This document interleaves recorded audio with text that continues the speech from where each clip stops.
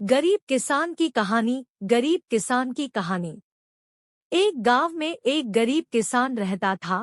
वहां पर 2-3 साल से बारिश नहीं हुई थी, जिस वजह से वहां की सारी जमीन सूख चुकी थी। किसान बहुत दुखी था, क्योंकि वो अपने जमीन के ऊपर कोई फसल नहीं उगा पा रहा था। सर्दी का मौसम था। आज किसान पेड़ के नीचे आराम कर रहा था।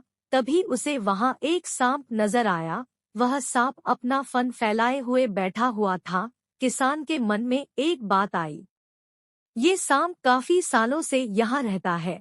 इसे भी इस अकाल के समय में मेरी तरह खाना ढूंढने में परेशानी होगी। फिर गरीब किसान ने मन ही मन यह तय किया कि वो हर रोज सांप को एक कटोरी दूध पिलाएगा। अगले ही दिन किसान एक कटोरी में दूध ले आया और सांप के बिल के पास रखकर कहने लगा, है नागराज, आपको मेरा प्रणाम। मैंने कभी ध्यान नहीं दिया कि आप भी यही रहते हैं। सूखे की वजह से मैं तो परेशान हूँ और मुझे लगता है आपको भी परेशानी हो रही होगी, इसलिए अब से मैं रोज आपको एक कटोरी दूध पिलाया करूँगा। ये बोलकर किसान ने वो कटोरी वहीं छोड़ दी और वहां से चला। अगले दिन सुबह जब वो कटोरी लेने वापस आया तो उसने देखा कि कटोरी में कुछ चमक रहा है। किसान ने कटोरी को उठाकर देखा तो उसके अंदर एक सोने का सिक्का था। फिर किसान हर रोज शाम को एक कटोरी दूध पिलाता और अगले दिन सुबह हर रोज उसे एक सोने का सिक्का मिलता। एक दिन किसान को किसी काम से शहर जाना था और उसने अपने बेटे को ये जिम्मेदारी सौंपी। उसने अपने बेटे को कहा, बेटा ध्यान से एक कटोरी दूध सांप के बिल के पास रख देना। किसान के बेटे ने अपने पिता के कहे अनुसार एक कटोरी दूध सांप के बिल के पास रख दी। अगली सुबह उसे भी सोने का सिक्का मिला। उसके बेटे ने सोचा कि यह सांप तो बड़ा कंजूस है, जरूर उसके पास बहुत सारे सोने के सिक्के होंगे, लेकिन यह तो हर रोज बस एक ही सिक्का देता है।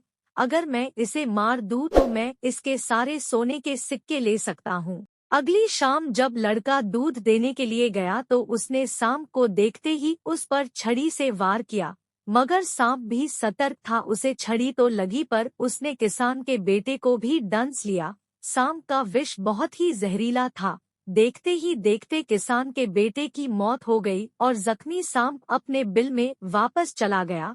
जब किसान वापस लौट कर आया तो उसे अपने बेटे की मृत्यु के बारे में पता चला। साथ ही वह बहुत दुखी और क्रोधित होकर सांप के बिल के पास उसे मारने पहुंचा। तभी उसने सांप को देखा कि सांप को भी काफी चोट आई है।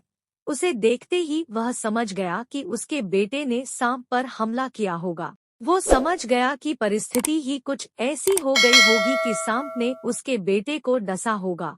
उसने हाथ जोड़कर सांप से माफी मांगी और सांप से अपने बेटे को वापस लाने के लिए कहा। थोड़ी देर बाद सांप अपने बिल में जाकर बाहर आया और उसने किसान को एक जड़ी बूटी दी। गरीब किसान जड़ी बूटी लेकर अपने मरे हुए बेटी के पास गया। उसने उसके नाक के पास वो जड़ी बूटी रखी। थोड़ी देर बाद उसका बेटा खांसता हुआ उठ खड़ा हुआ। जिंदा होने के बाद किसान के बेटे को उसकी गलती का एहसास हुआ। वो अपने पिता के साथ सांप के बिल के पास गया और उससे हाथ जोड़कर माफी मांगी और बोला, है नागराज, मुझे क्षमा कर दीजिए। अब मैं किसी भी पशु, पक्षी या जानवर पर हमला नहीं करूंगा। मुझे क्षमा दान दे। सांप ने भी खुश होकर अपना सिर हिलाया और वापस अपने बिल में चला गया। इस कहानी से हमें 2 सीख मिलती है। पहली ये कि लालच करना बुरी बात, और दूसरी सीख ये है कि हमें निर्दोष जीवों पे हमला नहीं करना चाहिए। हमें उन्हें बिल्कुल भी परेशान नहीं करना चाहिए। तो दोस्तों, अगर हमारी वीडियो अच्छी लगी हो तो वीडियो को लाइक, शेयर और सब्सक्राइब करना तो बिल्कुल ना भूले, और दोस्तों साथ ही साथ बेल आइकन जरूर दबा दे ताकि हमारी जो अगली वीडियो आएगी उसका नोटिफिकेशन आपको मिलता रहेगा। दोस्तों, हमें उम्मीद है आपको यह कहानी जरूर पसंद आई होगी। ऐसी ही कहानी सुनने के लिए जुड़े रहिए हमसे। हम जल्द ही मिलते हैं एक और नई कहानी के साथ। तब तक के लिए धन्यवाद।